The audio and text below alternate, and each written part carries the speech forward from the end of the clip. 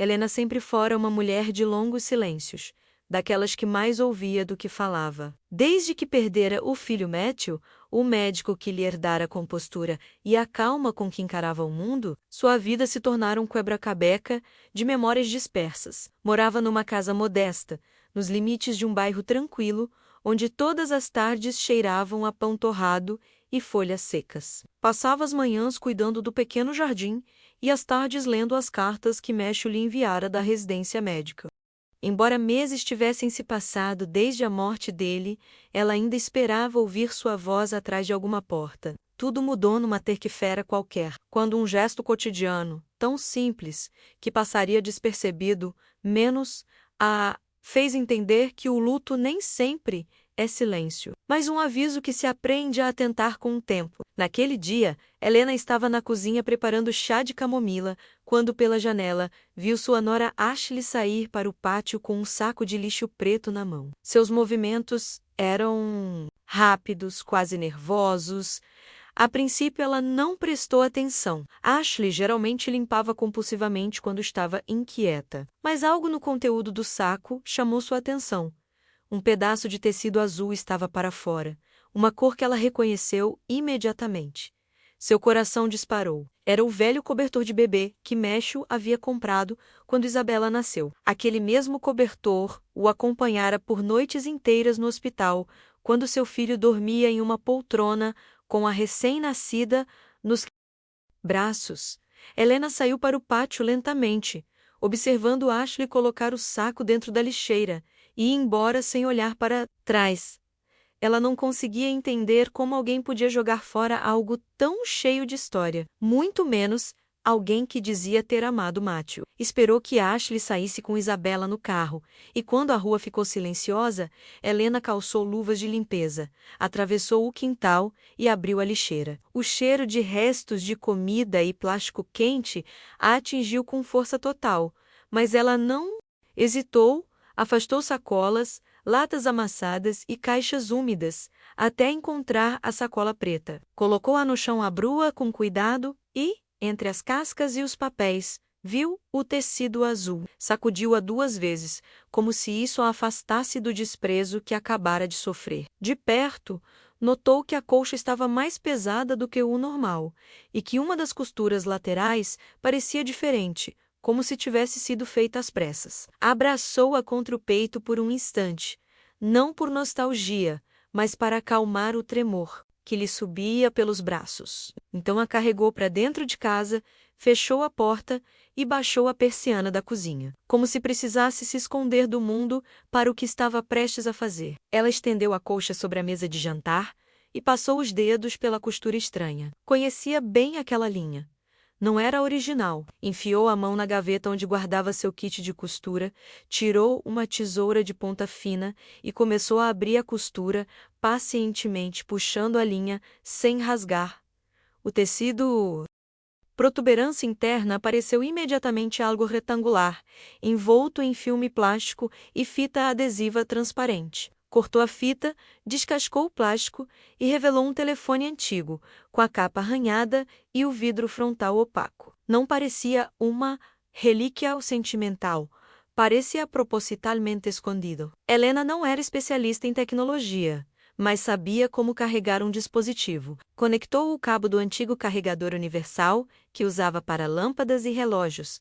Esperou alguns minutos e apertou o botão liga, desliga.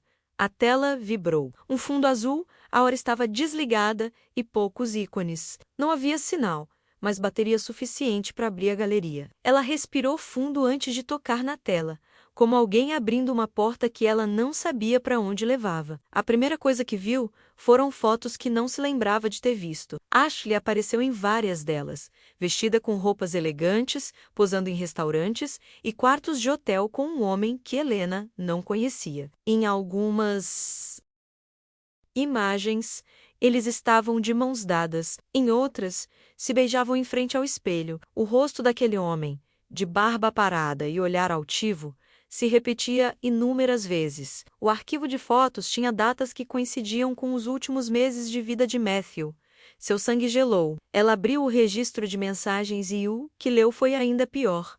Conversas entre Ashley e um homem chamado Yu, onde falavam sobre dinheiro fácil, desaparecer e não deixar rastros. Às vezes usavam códigos como se tivessem medo de serem descobertos, mas o tom era inconfundível. Não era um caso simples, era o planejamento de algo muito mais sombrio.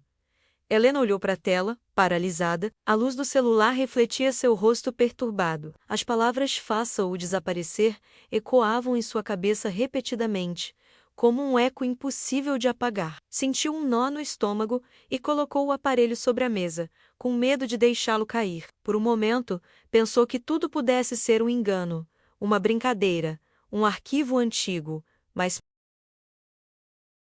as datas, as vozes gravadas e as transferências bancárias falavam por si. A realidade começou a desmoronar diante dela. No mesmo dia em que pensou estar resgatando uma lembrança do filho que perdera, abriu a porta para o horror de descobrir como de fato o havia perdido. Por vários minutos, Helena não se mexeu. Sentou-se com os braços cruzados sobre o peito, tentando acalmar o tremor nas mãos. Lembrou-se da noite do acidente. O telefone tocando, a voz do hospital dizendo que Matthew havia caído da escada. Lembrou-se de Ashley chorando inconsolavelmente em seu ombro, jurando que fora descuido, que ele havia tropeçado enquanto carregava suas ferramentas. E agora tudo parecia uma peça. Sentiu raiva, uma raiva silenciosa, do tipo que não se grita, mas que queima por dentro. Desligou o telefone, embrulhou-o novamente e escondeu-o na caixa de metal onde guardava os documentos de Matthew. Não sabia o que fazer. Não podia ir diretamente à polícia, ainda não. Precisava entender completamente o que tinha em mãos. Precisava de provas, ordem, lógica, algo para dar estrutura a esse caos. Naquela noite, ela não conseguiu dormir. Toda vez que fechava os olhos, via o rosto do filho na foto do papel de parede. Levantou-se várias vezes, ligou o celular e releu as mensagens. Havia detalhes que ela não havia notado antes. Números de contas, pequenas quantias repetidas, transferências para um banco em outra cidade. Anotou tudo num caderno, com letra grande e firme. Se aprendeu uma coisa em seus anos de mãe e viúva, foi que a verdade não se encontra com impulso, mas com paciência. No meio da noite, quando o relógio bateu 3h30, prometeu a si mesma que não descansaria até descobrir o que haviam feito com seu filho. Se você também já sentiu que algo não estava certo em sua vida, deixe nos comentários e nos diga de onde você está acompanhando esta história. Esse pensamento, embora simples, a sustentou. Ela não era mais apenas uma mãe em luto. Era uma mulher começando a acordar na manhã seguinte. O cansaço não conseguiu apagar sua determinação. Ela fez um café forte, sentou-se à mesa e revisou suas anotações da noite anterior. Os extratos bancários, as mensagens, as datas, tudo parecia se encaixar como peças de um quebra-cabeça que alguém tentara esconder sob camadas de normalidade. Mas ela não conseguia fazer isso sozinha. Pensou em Glória, sua vizinha de longa data, uma enfermeira aposentada que trabalhara por décadas no mesmo hospital onde Ashley era gerente de turno. Se alguém poderia orientá-la sobre como lidar com aquela situação sem colocar Isabela em risco, era ela. Então, esperou até o meio da manhã e foi até sua casa. Glória recebeu com uma xícara de chá e aquela mistura de carinho e curiosidade que sempre a caracterizou. A princípio, Helena hesitou, mas quando começou a lhe contar sobre o cobertor, sua voz falhou e ela acabou chorando. Glória ouviu, sem interromper. Quando Helena terminou de falar, pegou o telefone e começou a revisar suas mensagens, franzindo a testa. Isso não é um caso simples, Ellie, disse ela finalmente, com um tom grave. Há um padrão aqui e um propósito. Veja essas transferências e as datas. Isso tem a ver com dinheiro, e muito dinheiro. Helena sentiu o chão tremer sob seus pés. Ela não queria acreditar que sua nora pudesse ter matado o próprio marido, mas as evidências eram claras demais. Elas passaram a tarde inteira revisando dados, e foi Glória quem encontrou o primeiro fio condutor que as levaria mais longe. 3 nomes de pacientes idosos que haviam morrido no hospital sob os cuidados de Ashley. Todos tinham algo em comum que parecia coincidência, mas não era. Cada família havia feito uma doação generosa após a morte de seus entes queridos, e todas essas doações estavam vinculadas à mesma conta que apareceu no telefone. Naquela noite, Helena mal conseguiu jantar. Sentou-se na poltrona, onde Matthew costumava ler histórias para Isabela e, pela primeira vez em meses, não se sentiu confortável ali. Tudo ao seu redor parecia contaminado pela traição. Decidiu ligar para o hospital no dia seguinte para confirmar as consultas de Ashley nas datas das mortes que Gloria havia encontrado. Quando o fez, o resultado foi assustador. Coincidiam exatamente 3 consultas, 3 mortes, 3 doações. Não se tratava mais de uma suspeita de infidelidade ou dinheiro sujo. Era algo muito mais sério. Com o coração pesado, Helena ligou para Gloria e disse: "Não posso continuar com isso sozinha. Se eu ficar quieta, é como se eu a estivesse protegendo também." No dia seguinte, foram juntos à delegacia local. O policial de plantão, um homem jovem e distraído, não pareceu-lhe veloz muito a sério a princípio, mas quando Helena colocou o telefone sobre a mesa e tocou uma das gravações de áudio, a atmosfera mudou completamente. Foi então que apareceu o detetive Jack Roberts, um homem na casa dos 50 anos, com um olhar cansado, mas firme, do tipo que ouve antes de falar. Ele pediu que contassem tudo. Desde o início, Helena o fez sem omitir nada, embora cada palavra a magoasse. Quando terminou, o detetive pegou o telefone, verificou algumas mensagens e disse em voz baixa, mas clara: "Isso não está sendo arquivado. Isso está sendo investigado." Foi a primeira vez em muito tempo que Helena sentiu que alguém acreditava nela. Jack Roberts começou a trabalhar no caso com uma meticulosidade que impressionou Helena. Ele solicitou os registros médicos do hospital, os laudos periciais dos 3 pacientes falecidos e o arquivo sobre a morte de Matthew. Revisando os documentos, descobriu algo perturbador. Uma autópsia completa não havia sido realizada em nenhum dos casos. As causas haviam sido listadas como acidentes domésticos ou complicações naturais. Essa falta de detalhes foi o primeiro indício de um encobrimento. Roberts ordenou uma revisão dos registros financeiros de Ashley e buscou autorização judicial para investigar suas contas. Enquanto isso, aconselhou Helena a manter a calma e não confrontar a nora em hipótese alguma. "Ela não deve suspeitar que sabemos", alertou. Helena assentiu, mas no fundo, sabia que viver sob um mesmo teto com um assassino todos os dias seria uma tortura silenciosa. Os dias seguintes foram um teste de resistência. Ashley agiu como se nada tivesse mudado. Ela cozinhava, ria com Isabela, comentava sobre o tempo. E cada gesto cotidiano era uma provocação para Helena. Ela dormia com um telefone de Matthew escondido em uma caixa de metal dentro do armário, verificando-o todas as noites, com medo de que Ashley o descobrisse. Gloria visitava diariamente, trazendo garrafas térmicas de café e folhas de anotações que haviam preparado juntas. Juntas, elas começaram a ligar os pontos, os turnos, os pagamentos, os nomes dos parentes das vítimas. Tudo se encaixava. Cada detalhe reforçava o que ambas já sabiam, mas tinham medo de dizer em voz alta. Matthew não havia morrido em um acidente. Ele havia sido assassinado. E seu assassino dormia do outro lado do corredor. As noites se arrastavam. Helena mal conseguia dormir, atormentada pela ideia de que Ashley pudesse aparecer em seu quarto e descobrir que ela sabia de tudo. Às vezes, ouvia passos no corredor e prendia a respiração até o silêncio retornar. O detetive Roberts ligava para ela quase todos os dias para atualizá-la sobre o andamento do caso. Os mandados estavam em andamento, as contas estavam sendo rastreadas e o arquivo de Matthew havia sido oficialmente reaberto.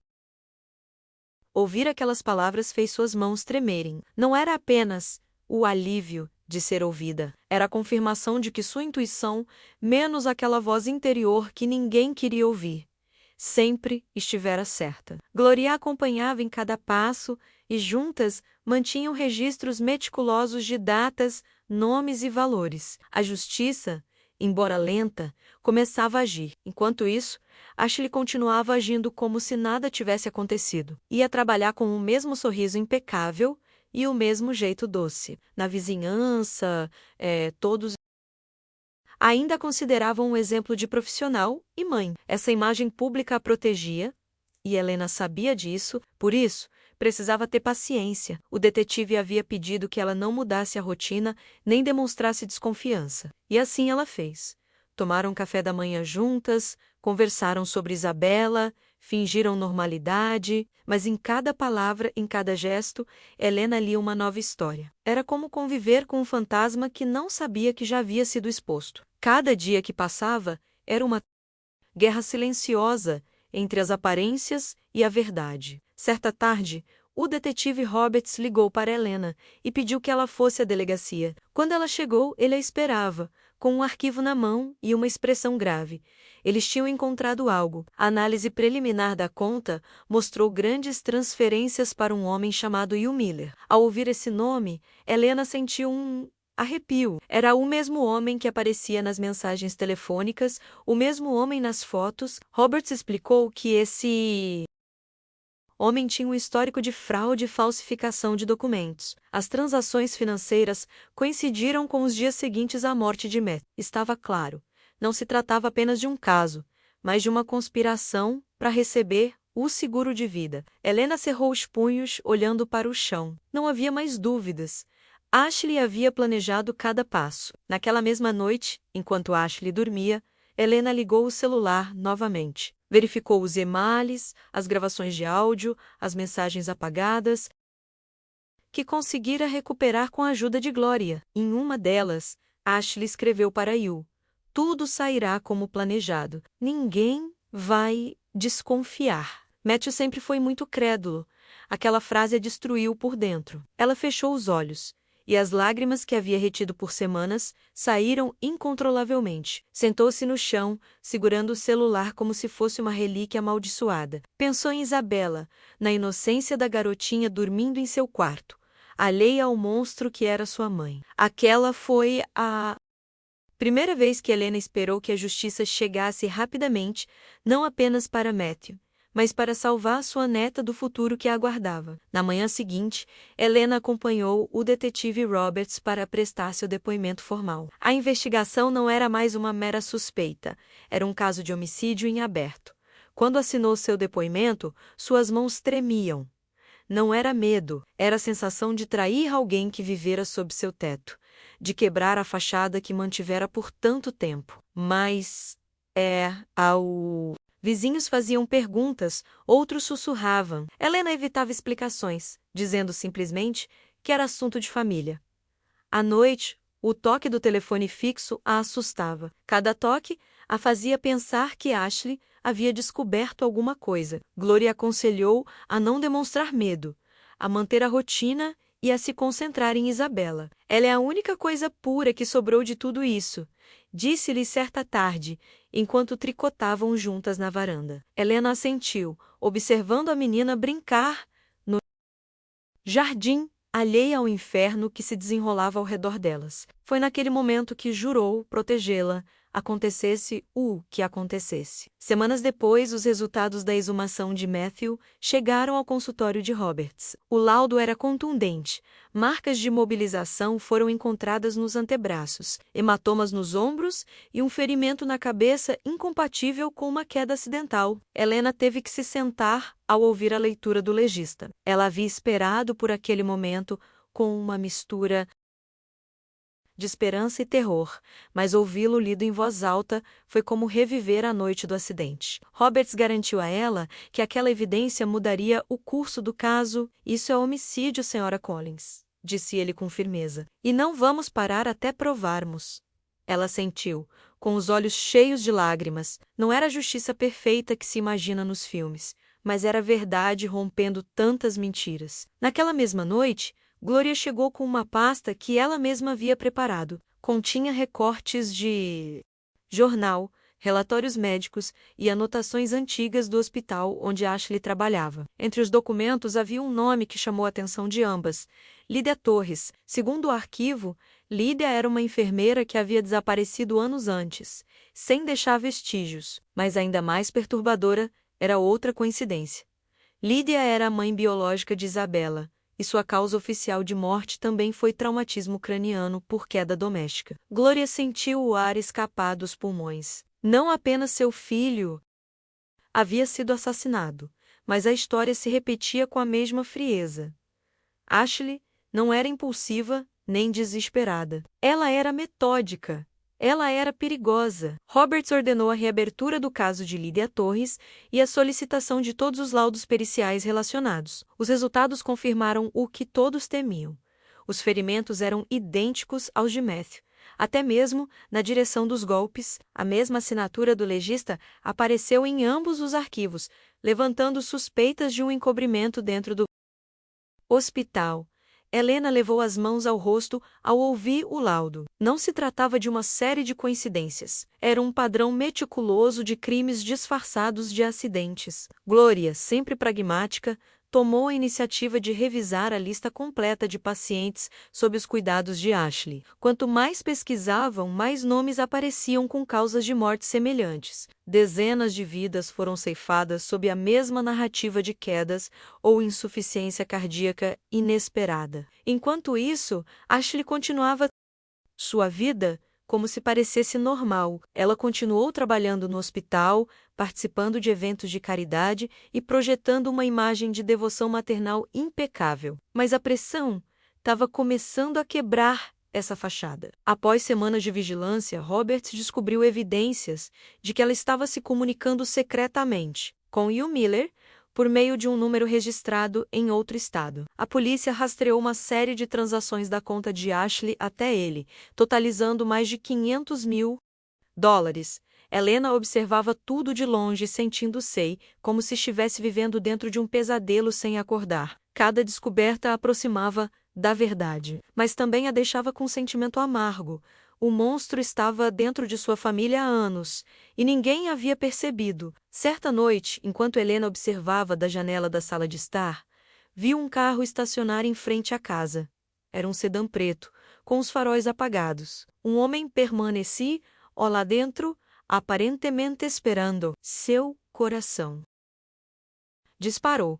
Ela imediatamente ligou para o detetive Roberts, que ordenou vigilância adicional. Na manhã seguinte, confirmaram que o veículo estava registrado em nome de Hugh Miller. Essa foi a última prova necessária para intervir. Nas semanas seguintes, a polícia acompanhou cada movimento de Ashley: ligações, transferências bancárias e viagens. Descobriram que ela havia comprado passagens aéreas com uma identidade falsa e sacado grandes somas de dinheiro. O plano de fuga estava em andamento. Roberts decidiu agir antes que ela desaparecesse do país. A operação ocorreu em uma manhã chuvosa. As viaturas foram mobilizadas por diversas rotas possíveis, e uma equipe de policiais interceptou Ashley enquanto ela dirigia para o norte pela rodovia interestadual. No porta-malas, encontraram uma mala contendo passaportes falsos, joias, dinheiro e uma arma. Levaram-na algemada, de cabeça baixa, sem dizer uma palavra. Quando Helena recebeu o chamado, sentiu um tremor percorrer seu corpo. Não foi um alívio imediato, mas uma sensação estranha, uma mistura de tristeza e justiça. Ela havia imaginado aquele momento muitas vezes, mas nunca imaginou que a realidade fosse doer tanto. Olhou para o cobertor azul dobrado sobre o sofá e pensou em Matthew, em como tudo começou com o resgate de um pedaço de tecido que agora se tornara a chave para tudo. Durante a busca na casa de Ashley,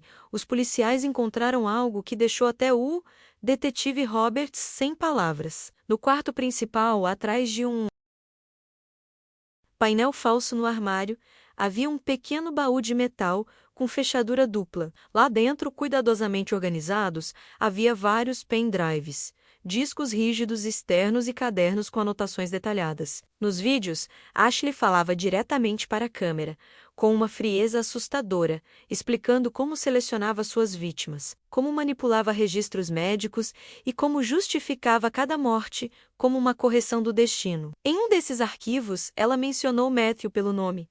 Foi um erro deixá-lo viver tanto tempo, quase arruinou tudo. Essa frase ficou gravada para sempre na mente de Helena. Não havia espaço para dúvidas. Ela havia planejado tudo, até mesmo a morte do próprio marido.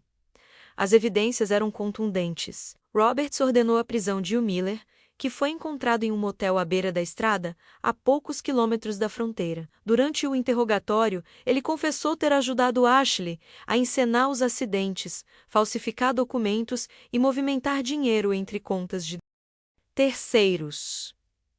Em troca de uma pena reduzida, ele detalhou todo o esquema da manipulação de registros médicos ao assassinato de Lydia Torres para obter a custódia de Isabella. Quando Helena ouviu essa parte, sentiu o ar escapar de seu peito. Ela não apenas havia perdido o filho, também havia testemunhado a mulher que ele amava destruir tudo o que tocava. O promotor reuniu o material e, em menos de uma semana, as acusações foram apresentadas. 6 acusações de homicídio em primeiro grau, fraude e conspiração. O julgamento começou 3 meses depois, sob a atenção avassaladora da mídia. Os noticiários falavam da enfermeira da morte, os noticiários transmitiam cada audiência e os vizinhos de Helena mal saíam de casa. Helena, por outro lado, não faltava um único dia. Sentou-se na primeira fila, segurando o cobertor azul, observando em silêncio. Ashley, vestido com um terno cinza claro, evitava olhá-la. Sua expressão era impassível, quase vazia, quando o promotor apresentou os vídeos encontrados no cofre. Todo o tribunal ficou em silêncio. As imagens mostravam Ashley narrando seus crimes em tom sereno, como se estivesse falando sob prescrição médica. Alguns presentes tiveram que sair da sala. Helena permaneceu firme, o olhar firme, lembrando-se das palavras do filho. A verdade não precisa gritar. Ela se defende e o Miller testemunhou como a testemunha principal. Com a voz trêmula, ele explicou como Ashley o havia manipulado emocionalmente, prometendo-lhe uma vida a 2. E o dinheiro das apólices de seguro. Ele descreveu cada detalhe com precisão. Como Matthew foi drogado, como a cena do suposto acidente foi encenada e como Ashley recebeu o seguro poucos dias após a morte. A frieza com que ele narrou isso fez com que alguns jurados desviassem o olhar. Quando ele terminou, o juiz pediu um recesso. Helena saiu para o corredor, respirou fundo e encostou-se na parede. Ela havia esperado tanto por justiça, mas ouvir os eventos em voz alta a abalou novamente. No entanto, em meio à dor, ela sentiu algo como paz. Finalmente, a verdade havia sido revelada. No dia da sentença, o tribunal estava lotado. Câmeras, repórteres e sussurros formavam um murmúrio constante, mas Helena não ouvia nada. Seu mundo inteiro se reduzia ao juiz, ao júri e à mulher que ela, um dia, chamara de filha. Quando o veredito foi lido menos culpada de todas as acusações, sem liberdade condicional, o silêncio absoluto pairou no ar. Ashley permaneceu imóvel, como se não compreendesse o peso do que acabara de ouvir. Helena fechou os olhos. Não sorriu, não chorou, apenas soltou um longo suspiro, como alguém que se liberta de anos de contenção com um único gesto. Repórteres a cercaram quando ela saiu do prédio, mas ela não disse uma palavra. Caminhou até o carro do detetive Roberts, segurando o cobertor nas mãos, e simplesmente assentiu em agradecimento. Naquela noite, Helena voltou para casa e sentou-se sozinha na varanda. A chuva caía fina e constante, encharcando as plantas do jardim que Matthew havia plantado. O silêncio era pesado, mas não vazio. Pela primeira vez em muito tempo, ela não sentiu medo. Sabia que a justiça não traria seu filho de volta, mas lhe dera algo que ela pensava estar perdido. A certeza de que seu amor por ele valera a pena. Dentro de casa, Isabella dormia pacificamente, aconchegada com sua boneca favorita. Helena a observava da porta e pensou que aquele era o verdadeiro legado de Matthew, a inocência da filha e a força que ela herdara da avó.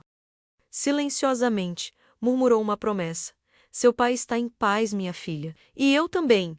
Com a condenação de Ashley, o tribunal concedeu oficialmente a custódia de Isabela a Helena. A notícia foi agridoce.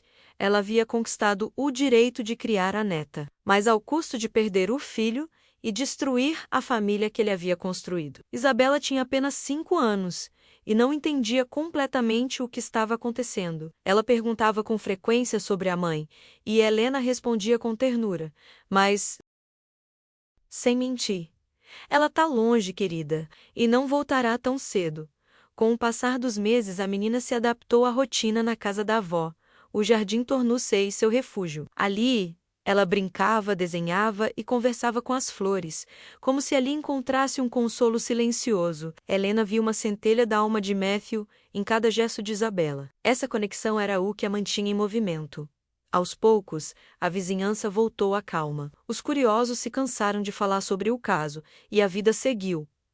Helena começou a reconstruir seu cotidiano com uma serenidade que só vem depois do caos. Aprendeu a gostar das pequenas rotinas, preparar o café da manhã de Isabela, regar as plantas, escrever em seu diário. Às vezes, quando a menina dormia, abria a gaveta onde guardava o edredom azul e o acariciava, como se assim pudesse tocar o filho mais uma vez. Aquele tecido, antes símbolo de perda, tornara-se um lembrete de força, porque se ela havia aprendido algo com tudo aquilo, era que a verdade pode te quebrar, mas também pode te libertar. O passar do tempo lhe trouxe alguma paz de espírito. Helena acordava cedo, fazia pão caseiro e ouvia rádio enquanto o sol entrava pelas cortinas. Naqueles momentos de silêncio doméstico, ela sentia a presença de Matthew em cada canto. Não era uma lembrança triste, mas uma companhia constante. Isabela cresceu forte e feliz,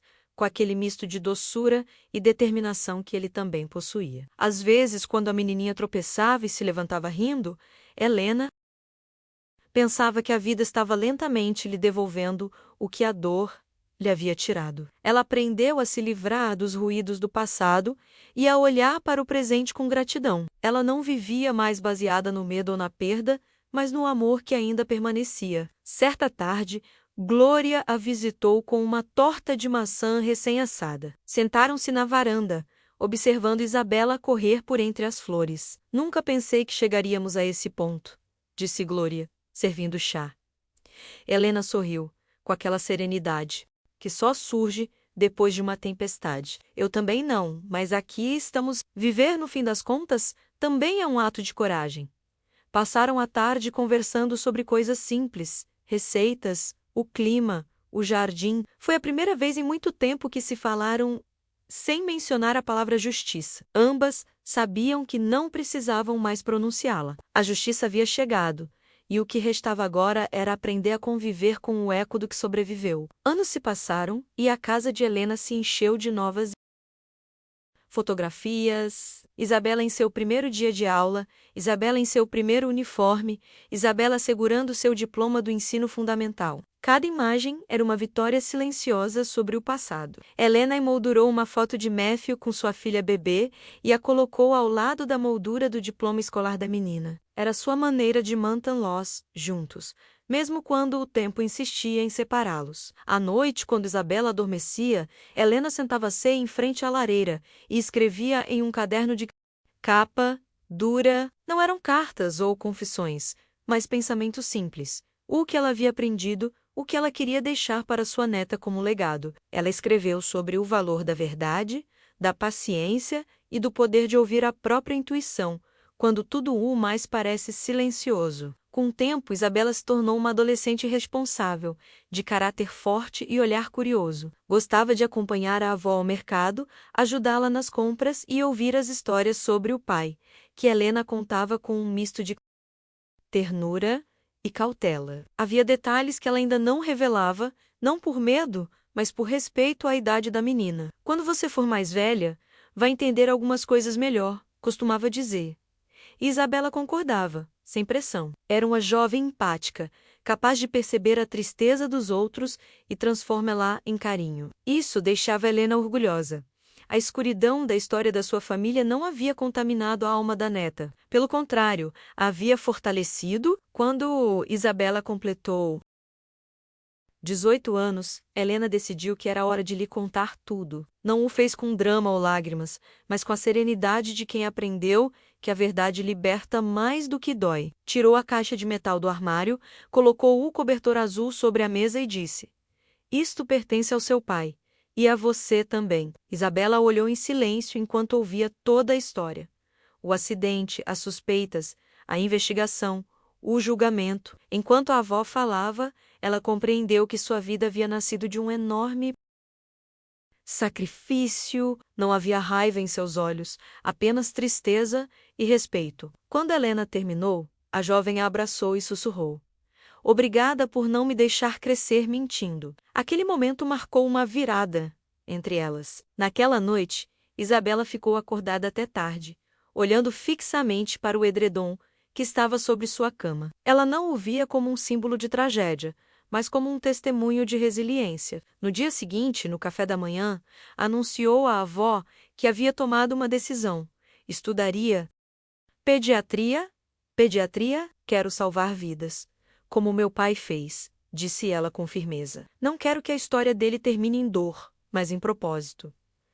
Helena sorriu em meio às lágrimas persistentes.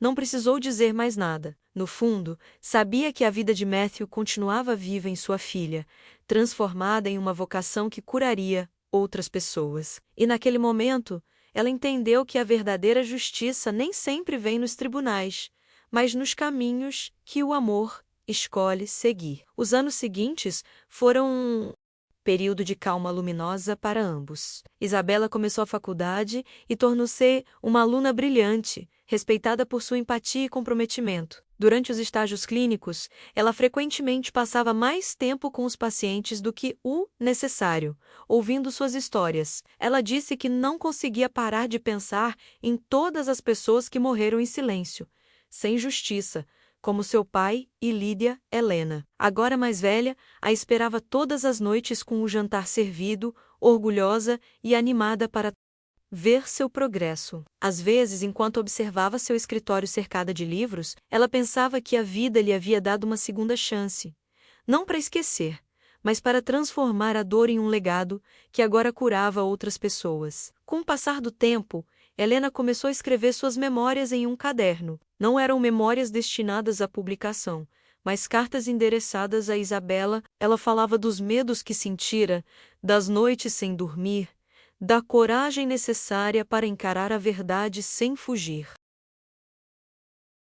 Sua caligrafia era trêmula, mas firme. Em uma das últimas páginas, ela deixou uma frase que Isabela encontraria anos depois: "A justiça é feita quando o amor vence o silêncio." Essa frase resumia toda a sua vida. Cada palavra carregava o peso do que ela havia vivido, mas também a leveza de quem fez as pazes com o passado. Quando Helena morreu numa tranquila manhã de primavera, a cidade inteira compareceu ao funeral. Não foi uma cerimônia triste, mas uma despedida serena, como se todos soubessem que aquela mulher havia cumprido sua missão. Isabela colocou o cobertor azul sobre o caixão antes que ele fosse baixado, acariciando o tecido com os dedos. Ela não chorou de desespero. Chorou de gratidão. Ela sabia que sua avó lhe havia deixado algo muito maior do que uma herança ou uma história. Ela lhe havia deixado uma bússola moral, para que ela nunca se perdesse, não importa quão sombria a vida se tornasse. Após o funeral, ela voltou para casa e abriu o caderno de Helena. Releu cada página, cada palavra, e no silêncio da noite compreendeu que o amor, quando é verdadeiro, não morre. Ele se transforma em propósito. Anos depois, Isabela já era médica. Em sua mesa de hospital, ao lado do estetoscópio e dos prontuários, guardava uma foto da avó. No verso, em tinta azul, lia-se: "Para que se lembrem de que a verdade também cura." Essa frase a acompanhava nos dias difíceis, quando precisava dar mais notícias ou confortar uma família. Naqueles momentos, sentia a presença de Helena como um sussurro invisível, que a lembrava de que todo ato de compaixão é uma forma de justiça. E se essa história te comoveu, compartilhe para que mais pessoas se lembrem de que a verdade sempre encontra um caminho. Assim, a história de dor que começou com um cobertor no lixo tornou-se uma corrente de esperança que continuou a crescer a cada vida tocada pela bondade. Ao longo dos anos, Isabela fundou um pequeno programa de voluntariado médico em áreas rurais. Ela o chamou de Cobertor Azul, em homenagem ao cobertor que havia mudado o destino de sua família. A iniciativa oferecia atendimento gratuito a crianças em comunidades esquecidas e, com o tempo, transformou-se em um projeto reconhecido por sua humanidade. Sempre que alguém lhe perguntava o nome, Isabela contava menos, sem entrar em detalhes, que por trás daquelas duas palavras havia uma história de amor, dor e redenção. Ela disse que tudo começou com uma mulher que não se contentava com uma mentira, uma avó que escolheu a verdade, mesmo quando doía. Sua voz sempre falhava um pouco quando ela mencionava isso, mas ela o fazia com orgulho. Minha avó me ensinou que a justiça nem sempre exige alarde, apenas perseverança.